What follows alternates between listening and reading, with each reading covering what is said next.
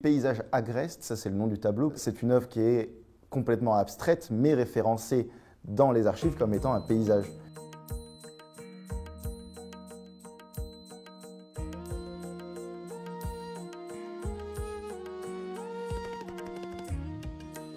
Raza est un artiste indien né en 1922 dans le Madhya Pradesh. C'est un enfant de la fête des Holis, c'est un enfant de la couleur et il y a dans son œuvre tout au long de sa carrière un optimisme grandissant, un optimisme constant et l'optimisme de Raza, il est retranscrit par les couleurs utilisées et par la vivacité de la plupart de ses œuvres.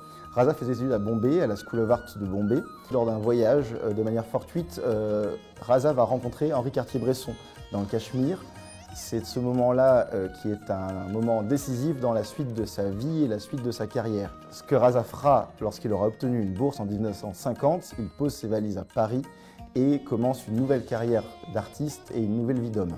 Raza, c'est un artiste de l'école de Paris. Les tableaux qui sont restés comme étant les chefs-d'œuvre de cette période-là de Raza sont les tableaux les plus colorés où il utilise des rouges, des jaunes très vifs.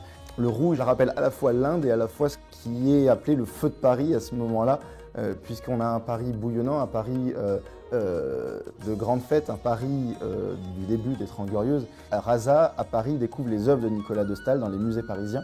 C'est pour lui d'une importance capitale et la technique de Nicolas de Staël sur la peinture au couteau va inspirer Raza pour la plupart des créations parisiennes qu'il va réaliser entre les années 55 et les années 65. Il va côtoyer Bernard Buffet et c'est la période où Bernard Buffet peint plutôt des fonds colorés. C'est la période où les clowns de Bernard Buffet sont faits sur fond rouge, la période où les chouettes sont faites sur fond bleu.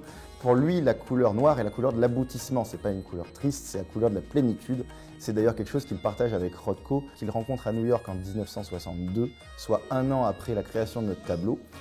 C'est pour lui, avec Zhao Wuqi et Bernard Buffet, deux sources d'inspiration énormes. Aujourd'hui, on se retrouve avec un marché qui recherche les œuvres de Raza, qui recherche les œuvres de cette période et qui recherche plus que tout les œuvres de ce format.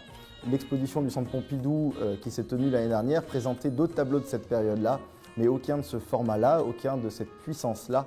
On est sur un tableau décrit d'ailleurs par la Fondation Raza comme étant un tableau de qualité muséale. C'est pour ça d'ailleurs que c'est une période qui est très recherchée en fait dans l'art de Raza. Le choix de vendre ce tableau ici dans le sud de la France est un choix délibéré, lié notamment à la vie française de Raza qui partage son temps entre Paris et Gorbio à une trentaine de kilomètres d'ici.